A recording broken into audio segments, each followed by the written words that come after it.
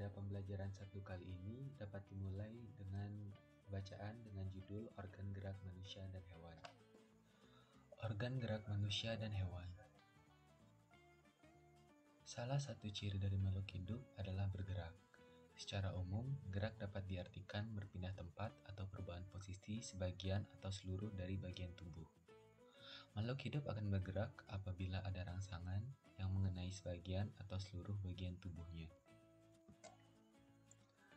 Gerak pada manusia dan hewan menggunakan organ gerak yang tersusun dalam sistem gerak. Organ gerak berguna untuk berjalan, berlari, melompat, meloncat, memegang, menggali, memanjat, berenang, dan sebagainya. Organ gerak pada hewan dan manusia memiliki kesamaan. Alat-alat gerak yang digunakan pada manusia dan hewan ada dua macam, yaitu alat gerak pasif berupa tulang dan alat gerak aktif berupa otot.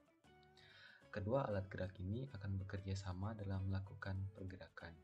Kerjasama antara kedua alat gerak tersebut membentuk suatu sistem yang disebut dengan sistem gerak.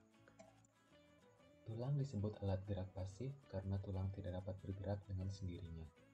Tanpa adanya alat gerak aktif yang memengaruhi tulang, maka tulang-tulang pada manusia dan hewan akan diam dan tidak dapat membentuk alat pergerakan yang sesungguhnya.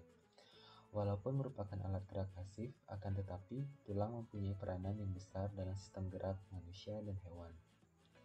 Otot disebut alat gerak aktif karena otot memiliki suatu senyawa kimia yang membuatnya dapat bergerak. Pada saat otot yang menempel pada tulang bergerak, otot tersebut akan membuat tulang bergerak. Baik, untuk selanjutnya mari kita melanjutkan ke materi yaitu ide pokok dan kalimat pengembang. Ide pokok merupakan gagasan yang menjadi dasar sebuah paragraf. Ide pokok disajikan dalam bentuk kalimat utama. Kalimat utama yang memuat ide pokok ini bisa berada di awal paragraf, tengah paragraf, atau di akhir paragraf. Sedangkan kalimat pengembang merupakan kalimat-kalimat pelengkap yang berfungsi menerangkan kalimat utama. Baik, setelah mengetahui apa itu ide pokok dan kalimat pengembang, mari menentukan ide pokok dan kalimat pengembang dalam bacaan organ gerak manusia dan hewan. Pada paragraf 1, berisi salah satu ciri dari makhluk hidup adalah bergerak. Secara umum, gerak dapat diartikan berpindah tempat atau perubahan posisi sebagian atau seluruh bagian dari tubuh. Makhluk hidup akan bergerak apabila ada rangsangan yang mengenai sebagian atau seluruh bagian tubuhnya.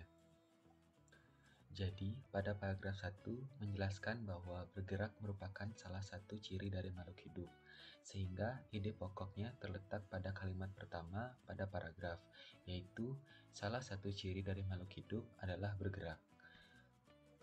Lalu, kalimat pengembang yang mendukung dari ide pokok ini adalah secara umum, gerak dapat diartikan berpindah tempat atau perubahan posisi sebagian atau seluruh bagian dari tubuh. Jadi, berdasarkan dengan pembahasan tersebut,